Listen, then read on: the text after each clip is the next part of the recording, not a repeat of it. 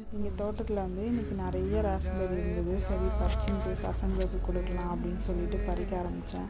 பறிக்கக்குள்ளே பார்த்திங்கன்னா என்னோடய வாயிலையும் கொஞ்சம் போச்சு. ஏன்னா பறிக்கக்குள்ளே அப்படியே சாப்பிட்றது அது வேறு டேஸ்ட்டில் இருந்தது, நல்லா தித்திப்பாக இருந்தது.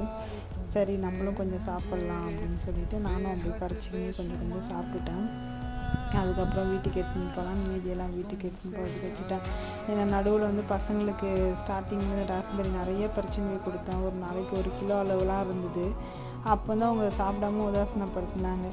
அதுக்கப்புறம் சரி இவங்க எப்படி பண்ணுறாங்கன்னு சொல்லிட்டு நானும் விட்டுட்டேன். கொஞ்ச நாள் பறிச்சுன்னு போய் கொடுக்கவே இல்லை. ஏன்னா வந்து கடையில் வந்து நம்ம கெமிக்கல் உரம்லாம் போட்டு அவங்க இது பண்ணுறதே வந்து ஒரு 200 கிராமே வந்து 4 கிலோ 3 கிலோன்னு விற்கிறாங்க. இது நம்மளுக்கு நச்சுராக பியோ பொருளாக கிடைக்குது. அதை வந்து அவங்க உதாசீனப்படுத்தினா நான் என்ன பண்ண முடியும்? அதனால் கொஞ்ச நாள் காயட்டும் அப்படின்னு சொல்லி விட்டுட்டேன்.